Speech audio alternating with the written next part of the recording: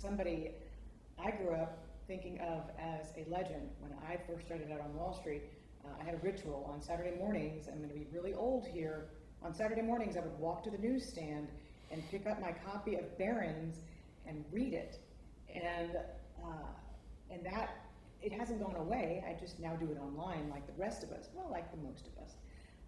But I'm pleased to introduce Randall Forsyth, I call him Randy, Associate Editor at Barrons, which used to be a weekly, but it's now pretty much a 24/7 news operation. And he is also the columnist who is responsible for Up and Down Wall Street, which many people watching will understand exactly what that column is. Welcome. Thank you so much. Thank you. I'm privileged to be here. So before we started taping, you mentioned that you had quite the esteemed next door neighbor when it comes to where you grew up. Well, not while I was growing up, but I actually grew up a block away, I believe, from where Alan Greenspan spent the early years of his childhood. But later he moved somewhere else in the neighborhood, but he also went to the same local high school up in the northern tip of Manhattan, George Washington High School, the same as my mother, the same as people like baseball greats Rod Carew, Manny Ramirez, and also Henry Kaufman, the esteemed economist. But we all grew up the northern end of Washington, in Washington Heights in Manhattan, which I feel growing up there gives you great preparation and great incentive to get the hell out.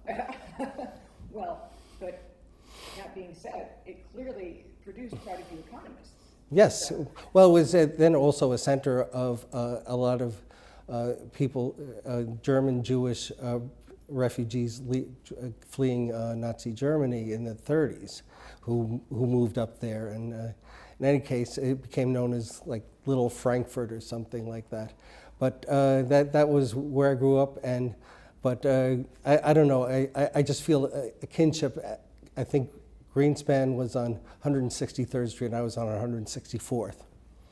Why economics? Why did you choose to go down that path? It was something that I was always interested in. Also, I didn't do very well in organic chemistry and math. I barely got through elementary calculus, and all the sciences were too hard. So I switched to economics, which was what I was really interested in anyway. And it just seemed to make sense to me from intuitively from when I was a kid. So that's where it came from, and it was something that I could grasp, and I felt like I could explain. Well, being able to explain something is pretty critical if you're going to go on to write about it. Mm-hmm. Not every economist I run across goes on to start their career in a newspaper. Well, I don't consider myself an economist. I consider myself a reporter first. And I got into it because another tie from my childhood, my aunt was one of the first female business journalists in the country, Claire Record, who wrote for the New York Times for years and years. And that it gave me sort of a glimpse into the business, and I thought it was a pretty neat way to make a living. So I kind of followed that. I had my first job at the Times. I wholeheartedly endorsed nepotism. So I was hired as a copy boy, and in 1970, and it was just a great time. I was there when people there was a big shout in the newsroom when the decision on the Pentagon Papers came down and things of that sort. But I was in the business section, which was a little bit different, and was frankly considered a backwater then.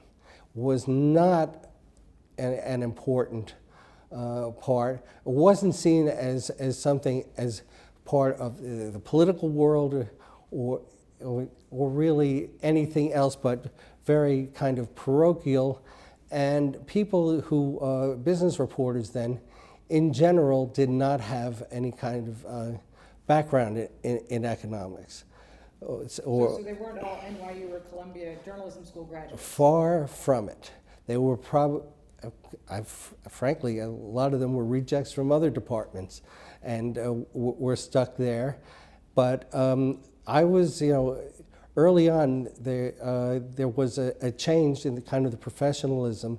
I think also everything in journalism changed around that time with Watergate, and then reporters became kind of stars and so forth. People went to journalism school, but also I noticed that in business that the economy became a big story in the 70s with soaring inflation, soaring unemployment, and it became front page news.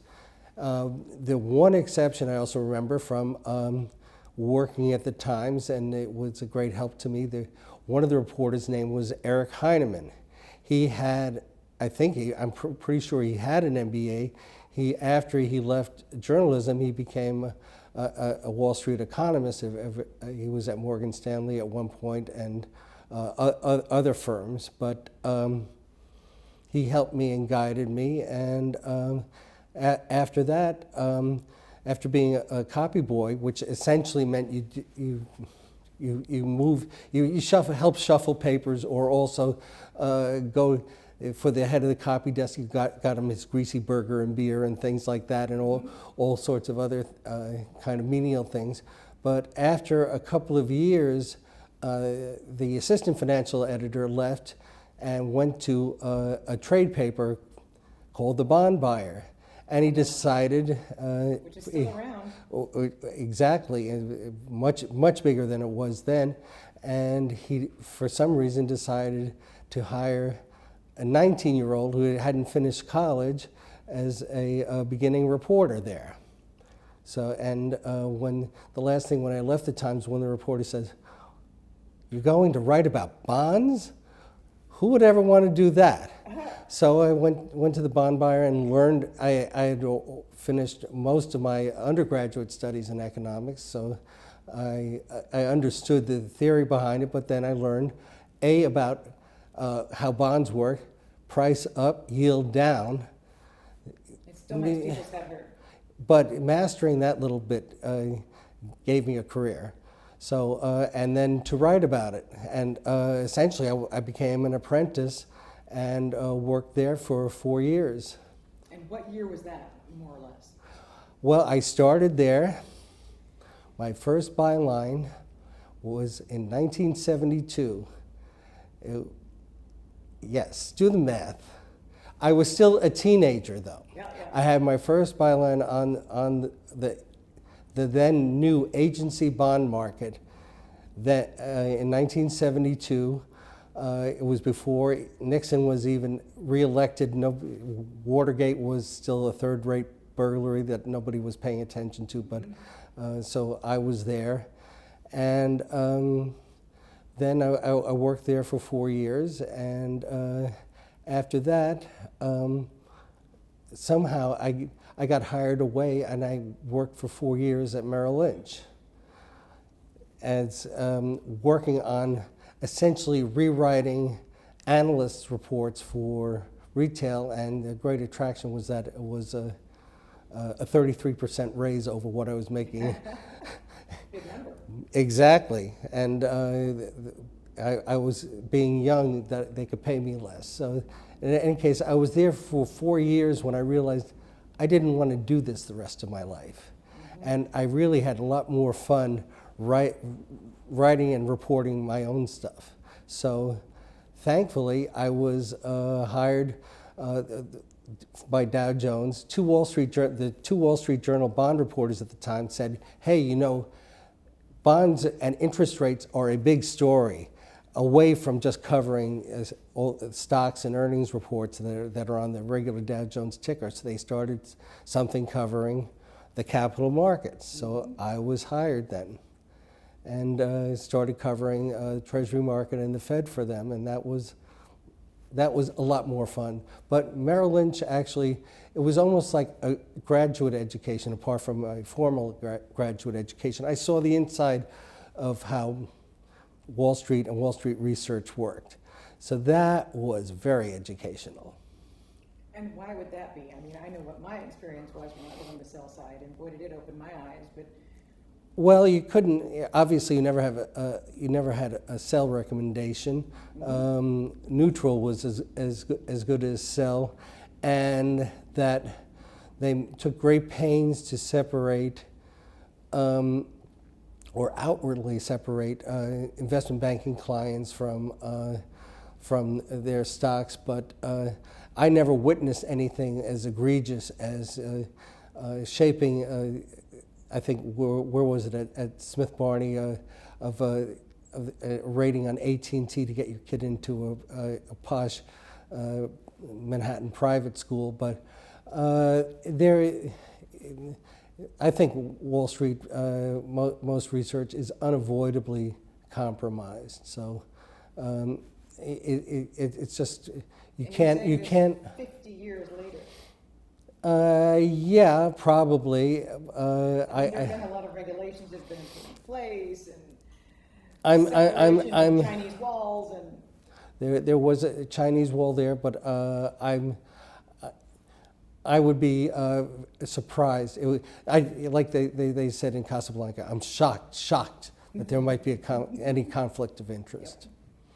It's amazing how little things have changed. I mean, there was a scandal just a few years ago about trying to get toddlers into the 92nd Street Y preschool. Yes, exactly. But I also learned a lot. I knew nothing about the stock market, so I learned a lot there, especially I would get Bob Farrell's writings every day, and the other people who worked around him. And then I also made contact with a lot of people there were different fiefdoms of bond research, but whether it was rates or credit or things like that, and economics was separate, so they all had to be on the same page.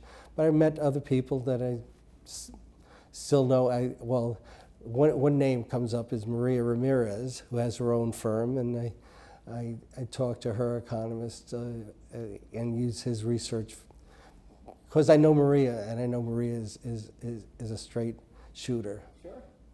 Well, so Mother Merrill went away. Yes. During the Great Financial Crisis, which brings us to the whole idea of crises. Oh, yes. I love crises. You've seen a few. Yes. Well, actually, going back to my first week at the New York Times in 1970s when Penn Central went under. And what happened there, just in case somebody's not? Oh, well, they used to actually have a railroad that was not government run, and it was the decline of railroads from being the bulwark of the 19th century economy, and essentially they took on too much debt, and they kept selling a lot of commercial paper that eventually they defaulted on. And in the background, the Fed sort of came to the rescue and said they couldn't bail out Penn Central or the commercial paper holders, but they sort of told the banks to lend to the counterparties and try to smooth everything over and essentially eased money because of that failure. Then you had various ones. You had the big thing that followed then was the oil embargo that pushed us into the first time we had high inflation and high unemployment. So let's talk about that right now, because we have half of that equation. Yes, we do. So what was it like back then when we had this massive energy shock? It was I think there was a fundamental change in everything. All of a sudden, things that you took for granted became unaffordable.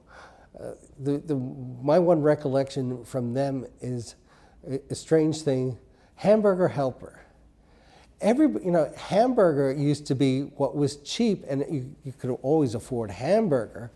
But then hamburger all of a sudden got so expensive you had to stretch it with this extra filling.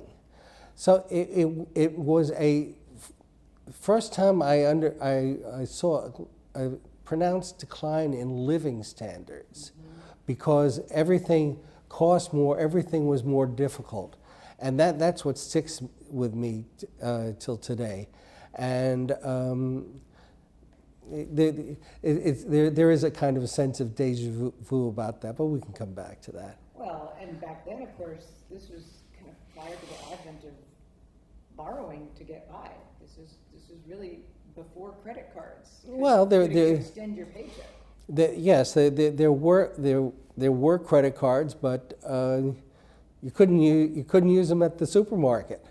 So you end up getting to the checkout, and you might have to take items out of the cart. I remember that. So and everything just kind of would leapfrog ahead of whatever you were making, whatever raise you got. The cost of a new car, of a new house, of renting an apartment just kept staying that much farther out of reach. Were you aware at the time of the Federal Reserve? Oh yes, it was one of the first things I did was I would go to the weekly New York Fed meetings, and they would. Liberty. Yes, one thing you wouldn't know now is that when the Fed changed policies, it wasn't announced. You had to infer this from a whole arcane bunch of open market operations and at what level the Fed came into the money market to add or drain reserves. And there was a whole army of Fed watchers who tried to interpret all these things. It was like most of them had worked at the Fed. They knew how the open market desk worked, and they were trying to interpret it. It's sort of like, I don't know, sort of trying to figure out something behind a curtain. And it wasn't until Greenspan raised rates in '94 that the action was actually announced when it happened. The first statement. Yes. But up until then, and there were incorrect interpretations occasionally, which roiled the markets and so forth. But finally, after 20-something years of my learning how to interpret all these open market operations, which now as useless knowledge as sort of like DOS commands on the original PCs.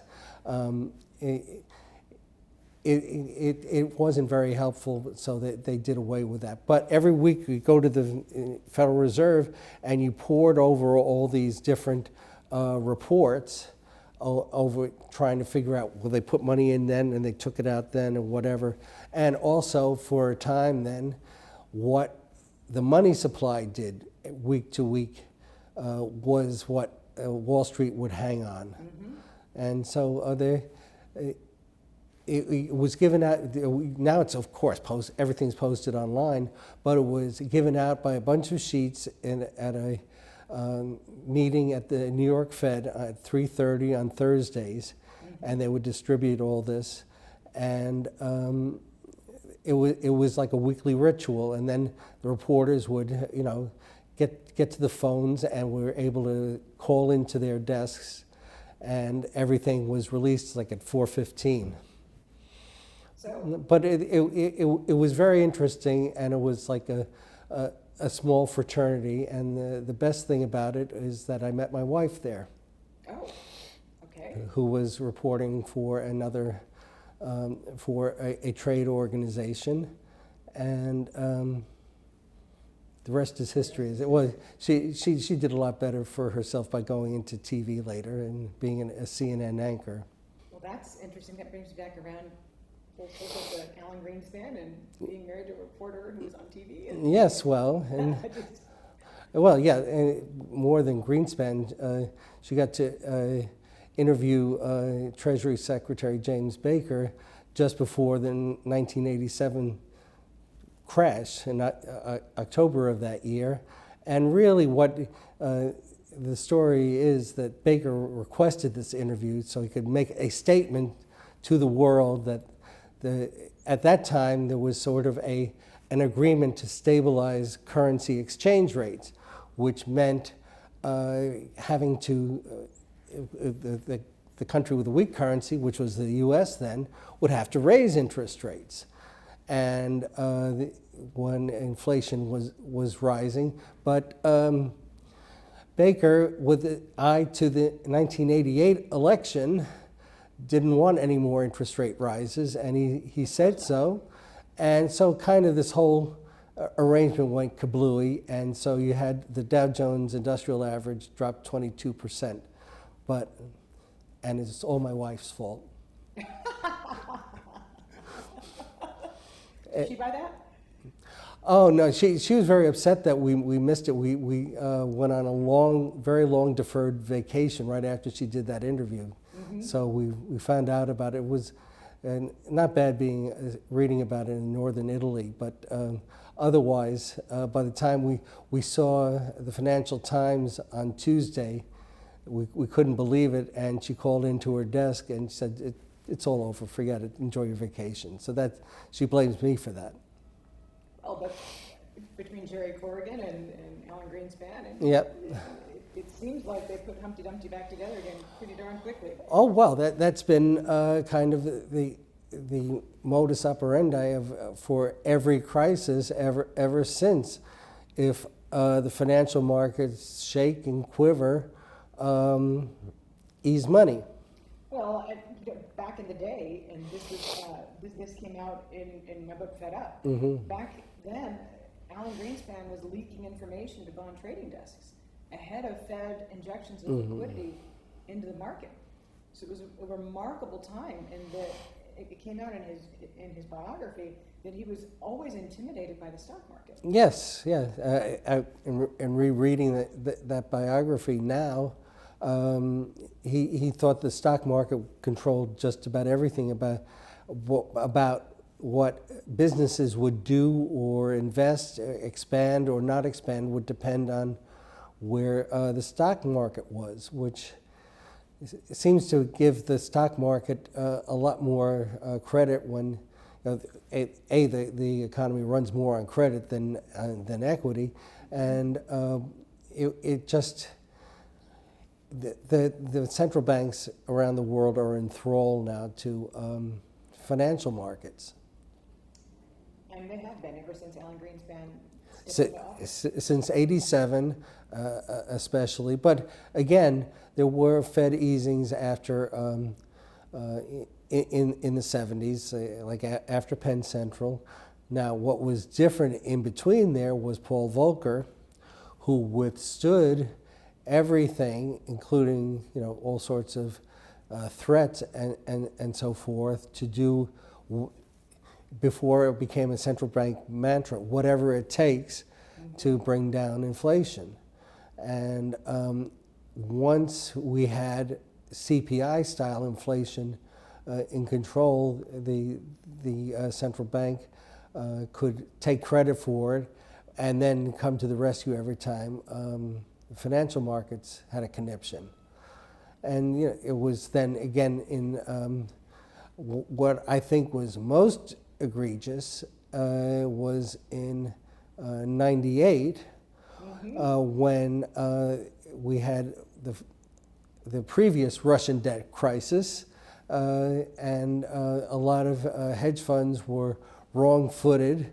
A big hedge fund in particular, long-term capital markets, and the rest of Wall Street were their counterparties. So. You know the old saying, if I owe $1 million, that's my problem. If I owe you $1 billion, it's your problem. So even though the economy was cooking, we were pretty much at full employment.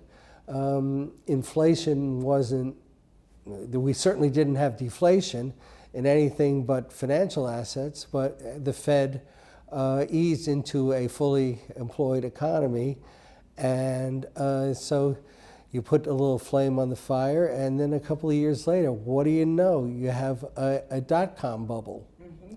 And when that bubble bursts, you start it all over again and start easing again and bringing down interest rates to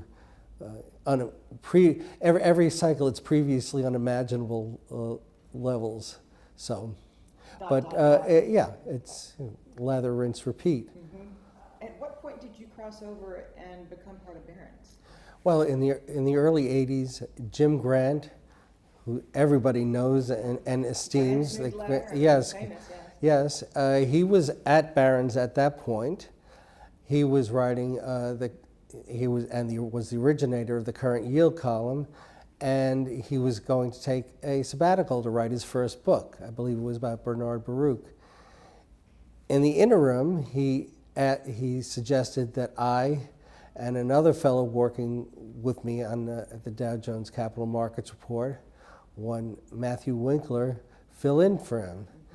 Matt, of course, went on to found Bloomberg News and making it the colossus it is today. And I went to Barron's. So after a little while, after Jim left to start Grant's Interest Rate Observer, Alan Abelson hired me. So let's talk a little bit about Alan Abelson, because I mean he was.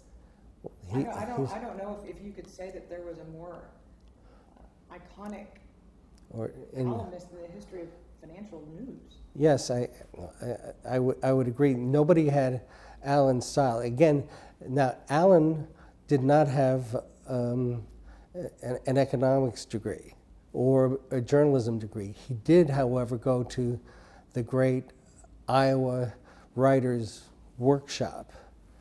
I think one of his contemporaries was Flannery O'Connor there. And actually, I think his undergraduate degree was in biology.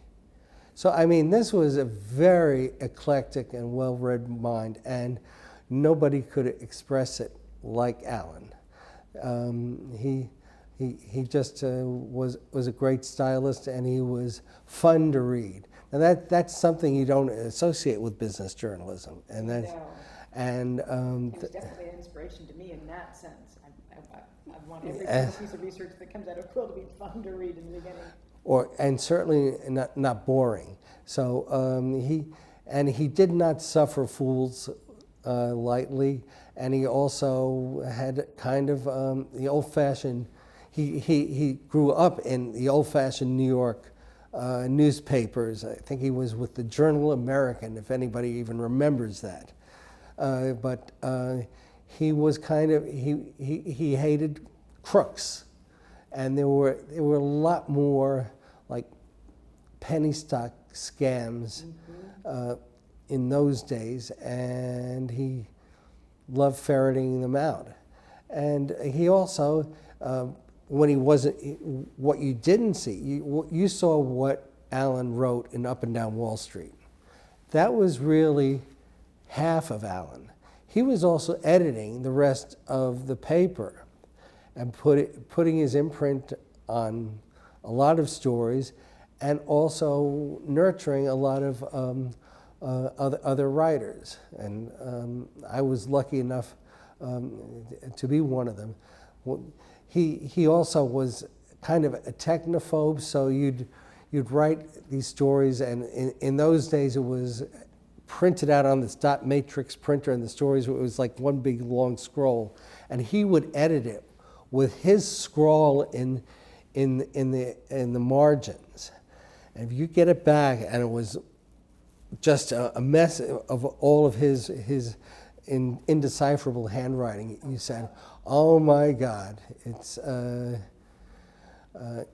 I'm trying to think of a polite way to put it. You were taken down a notch, and if you didn't, when that happened to me early on, it was a great teaching experience. And after a while, the scrawls in the margin got fewer and fewer, and so. I'm picturing those wax pencils, those thick wax pens. No, it was just a plain old black ballpoint pen, but with the I still remember the dot matrix little print and just seeing nothing that what you had written is survived, but it was all his scrawls. So at some point you were asked to fill in for Alan. Yes.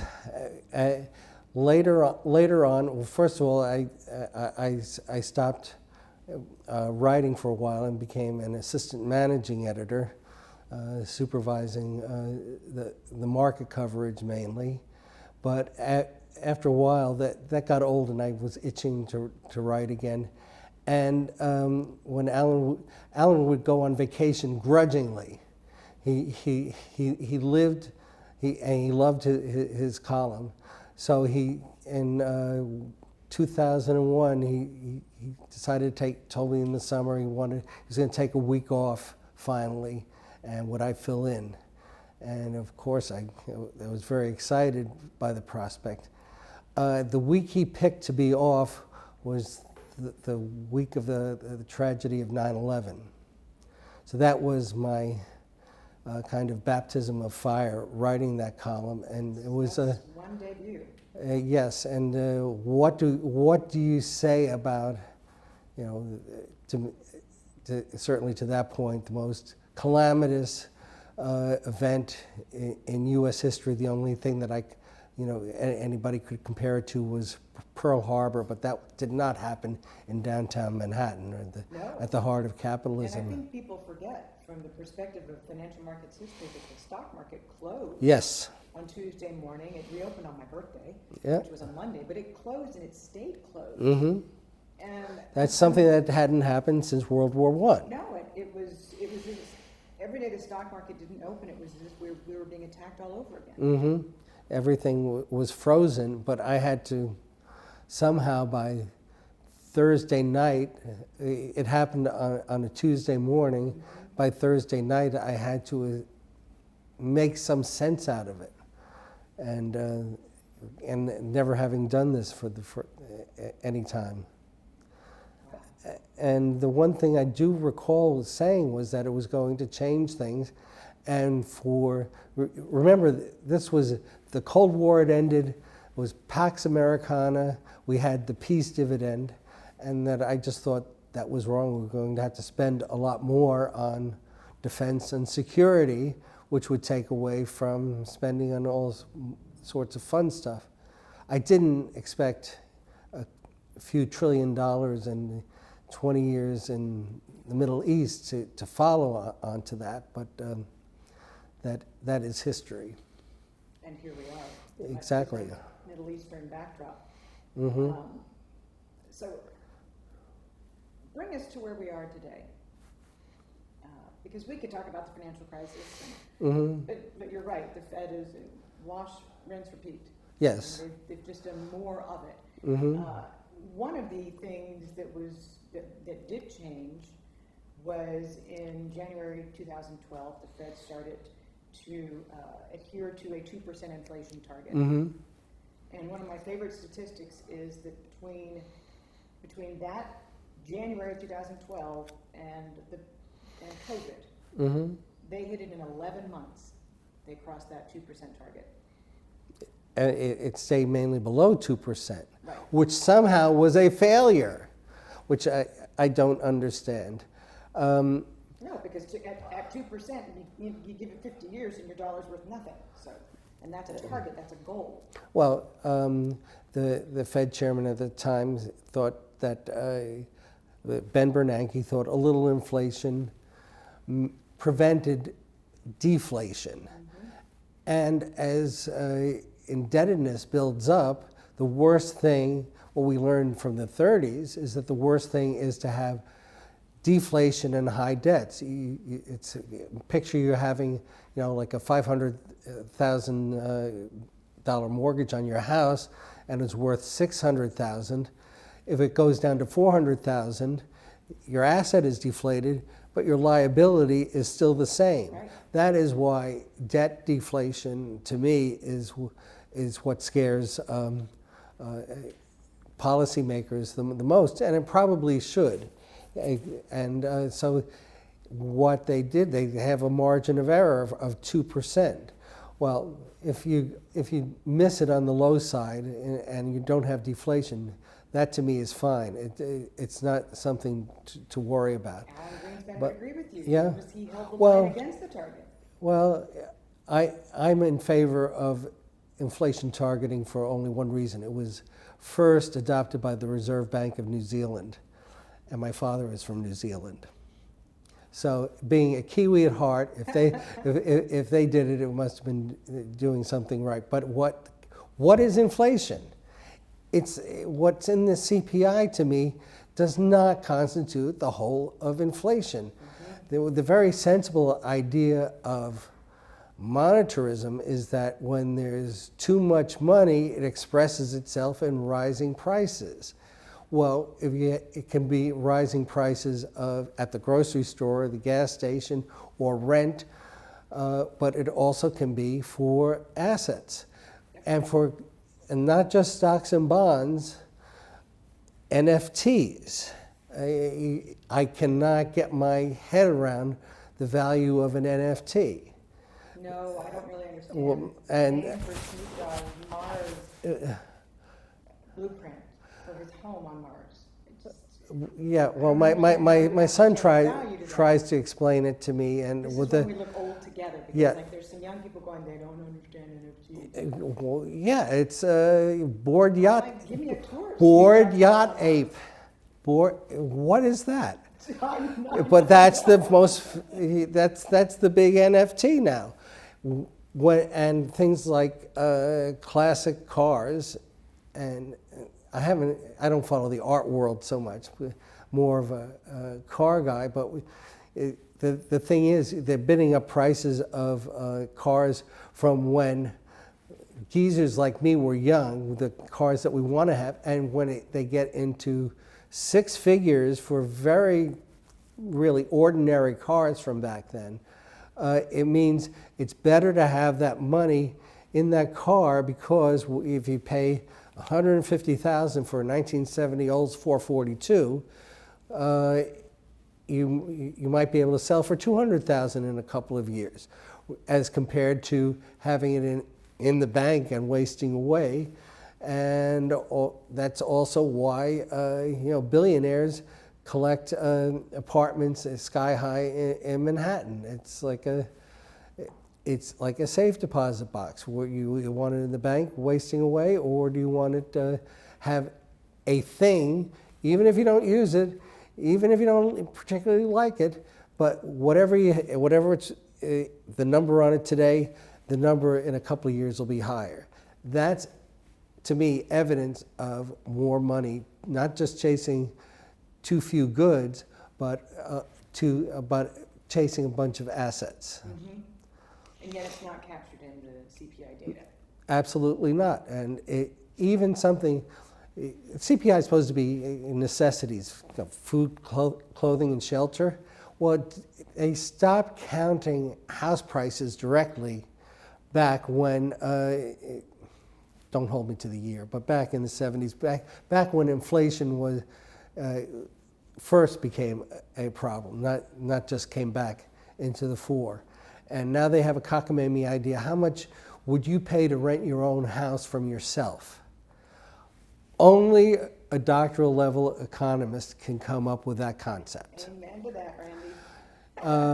Whereas people who want to buy a house, obviously don't buy a house every month the way you buy food or fill up your tank. But on the other hand, it is part of the cost of living, and you might buy a house every 8 years, but there are people buying houses every month, and it gives you an indication of that there's excess liquidity chasing this asset. And the thing that makes my head explode was we saw this right in front of our faces, especially last year when we first were reading about the housing bubble and people are, jumping and paying way over the price, and the Fed was buying mortgage-backed securities to pump more money into mortgages. The Fed was buying more mortgage-backed securities than the mortgage bankers were creating. So no wonder houses became unaffordable, but it didn't count in inflation. And this is the problem that we have today. And then, according to the St. Louis Fed, we pumped 43.2% of GDP into the U.S. economy. Yes. We gave people tons of money. Mm-hmm. And you wonder why supply can't keep up with demand. Now, we did have a total shock to the global system, and inflation isn't just high in the U.S. It is, even in Germany, it's over 5%. But if you inject that amount of money into the economy, what do you expect to happen except to have higher prices? And in the end, whom do those higher prices benefit? Everybody's chasing after, trying to get a raise to keep up, and that feels very familiar. Mm-hmm. That's why we have commendably low unemployment. That is the one success that's come out. I would never have expected to have inflation below 4%, unemployment below 4%. Mm-hmm. But what was the need when we saw unemployment coming way down, not to kind of cut off the spigot? Right, no, I mean, and that would have been the time to do it. And now, yes, and now we're kind of in a corner, trying. You can't undo history, but it would have been a lot better that if we had started this last year, when I don't know what the reluctance was. Made no sense. So where do we go from here? I mean, it seems like we're in the heat of an evolving crisis. I can't remember the last time with Russia, Ukraine, China becoming involved, Saudi Arabia, saber-rattling United Arab Emirates. This feels like something very different than the other geopolitical conflicts that we've had. Absolutely. To me, it's imponderable where we go because we have so few options right now. The price of oil has gone way up, but we don't want to expand the hydrocarbons because of climate concerns. The one thing that makes no sense to me is we do have a carbon-free source of energy called nuclear that has containable problems. And the idea that we can get from here to net zero overnight is just ludicrous. And we're going, in terms of energy, we have to go through a very uncomfortable transition period of very expensive energy. We're going to be, unfortunately, having to be emitting more carbon than we want. And the good thing is that I think economics does work. Price of conventional energy will be high enough to accelerate further the adoption of alternatives. But we're going to have a population of internal combustion engine cars for another generation. Sure. So we can't get away from that. I'd like to transition, but transition is not instantaneous. So unfortunately, every geopolitical crisis since the 70s, since the Yom Kippur War, since our involvement in Iraq, and the invasion of Kuwait in the early 90s, the first Desert Storm, has involved oil. And the thing about oil is that those geological deposits are in a certain place, and it's usually in a certain place where people whose interests are inimical to ours are in charge. So to get away from that is, I wish I had a good answer.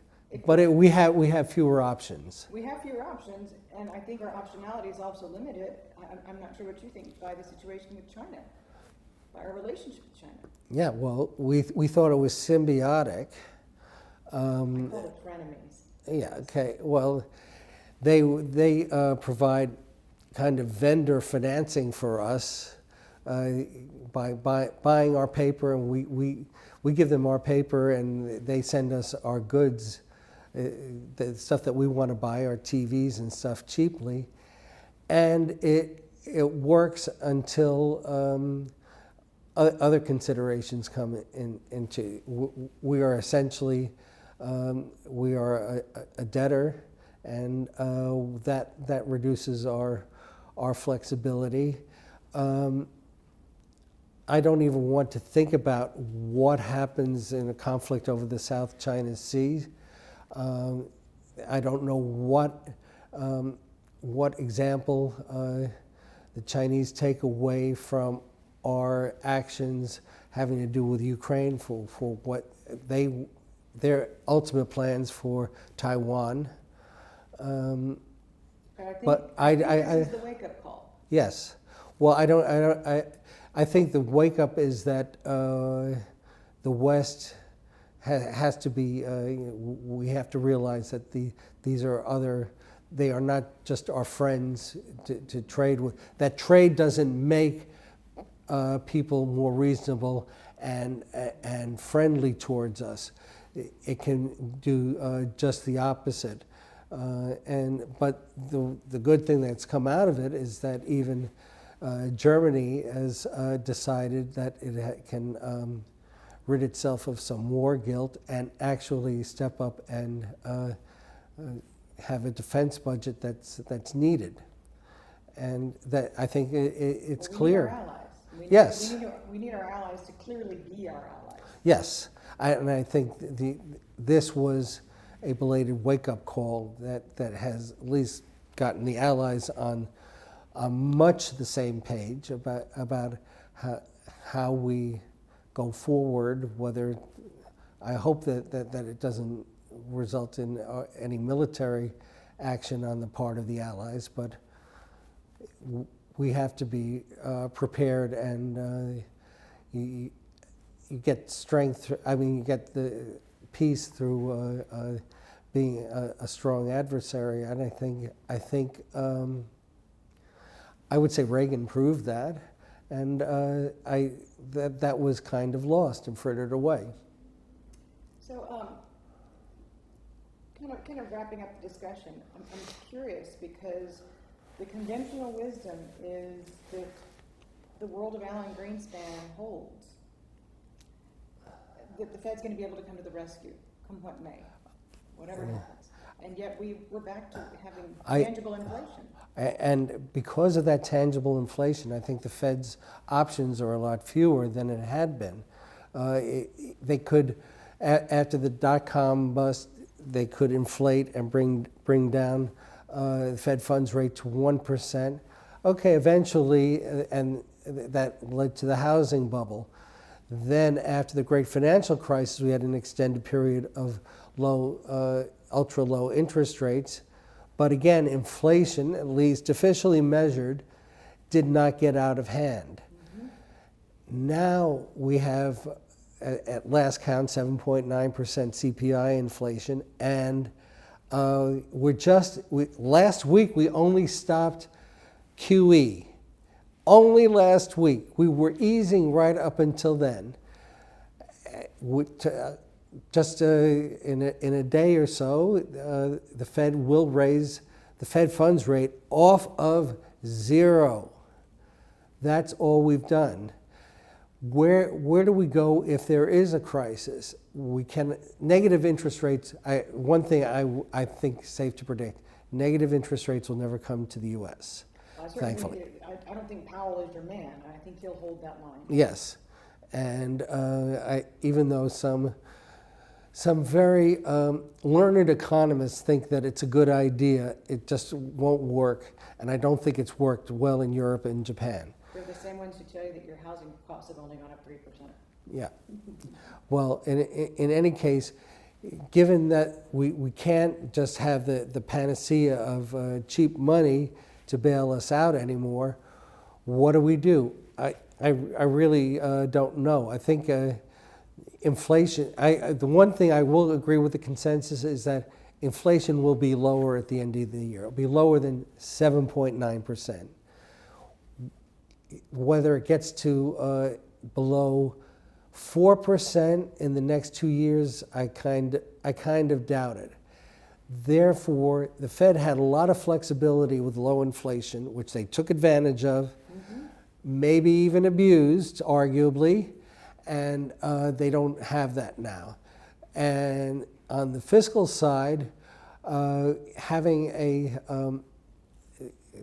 debt to GDP ratio over 100% also constrains yourself. It's 133%. It was 31% in 1970. Yes. When Volcker took office. Yes, and so actually we didn't have a problem. And the only reason it has been a problem is that it's being financed, it's still at legacy rates of 1% or so, or less. For most of the short end of the yield curve, where those short-term notes and they will roll off. And eventually, even if it's at 2%, which is historically low, and negative in real terms, it'll still be higher. I don't think people understand how much we save, so to speak, in interest expense as a country, Uncle Sam. Yeah. Because he's had these artificially low interest rates for generations. Yeah, and actually we can pile on a lot of debt everywhere because it's cheap. And if we used it for productive purposes, that would be great. But a lot of it has been just to maintain current spending. Right. So I would never take out a 30-year mortgage to go on a vacation, but to buy a house that I'll live in for decades, that makes sense. But we don't have anything to show for it. The country's falling apart, and we can see that, and we're deep in the hole. Well, so I'm sorry if I don't have I have a great I don't have a great answer for that. And the other thing is we're going to have to spend more for our defense, leaving less for everything else. That's yet another wake-up call. Mm-hmm. So, but we can hope for strong leadership going forward at the Fed and inside the Beltway. We can hopefully say that this maybe is a change agent to bring about a new crop of leaders for America. Maybe we can hope for that. We can hope. I'm not optimistic that it will. I think to get the problem solved, you need people coming together with compromise, and that's the farthest thing from what we have now. Yep, true. Well, we'll see. I've usually got the black cloud over my head, but we're bond people. That's what. I know we're bond people. We're not stock jocks. Yeah, that's the one thing we're that. NFT people, apparently. No, we don't believe. We want to actually get our money back, which gives us a kind of a different viewpoint on things that I agree is sometimes not optimistic enough. That's my big failing. Yes, but it's very entertaining to read. Oh, well, so, I'm glad of that. I appreciate that your column is around, and I enjoy it. Now I get it on Friday nights instead of Saturday mornings. So, but thank you so much. I really appreciate you taking all this time today and taking us back down memory lane to one generation of inflation ago, two generations of inflation ago, and now we've round tripped. So thank you, Randy. Thank you.